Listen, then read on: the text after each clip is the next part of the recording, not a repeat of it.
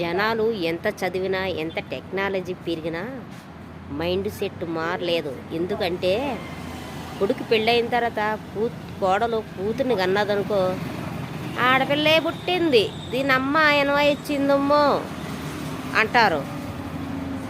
ఆడపిల్ల ఏ విషయంలో తక్కువ అమ్మా? నువ్వు కూతురు కదా, నీ కోడలు కూతురు కదా, నీ కూతురు కదా, ప్రతిదీ ఆడపిల్లే. ఆడపిల్ల లేని ఇల్లేనా? ఆడపిల్ల పుడితే అదృష్టవంతురాలు. అదృష్టం ఉంటేనే ఆడపిల్ల మన ఇంట్లో పడుతుంది. ఆడపిల్ల అనకండి అమ్మ దయచేసి, సృష్టి నాశనం అయిపోతుంది. పూజలు లక్ష్మీదేవి కావాలని లక్ష్మీదేవి పూజ చేస్తాం, శక్తి కావాలని దుర్గాదేవి పూజ చేస్తాం, చదువు కావాలని సరస్వతీదేవి పూజ చేస్తాం. కానీ మన ఇంట్లో ఆడపిల్ల పుట్టకూడదు. ఏమన్నాయమ్మా? ఆడపిల్ల లేకపోతే బతుకు దిగ్గమ్మాల బతుకు. ఆ కుటుంబం చూడనవసరం లేదు.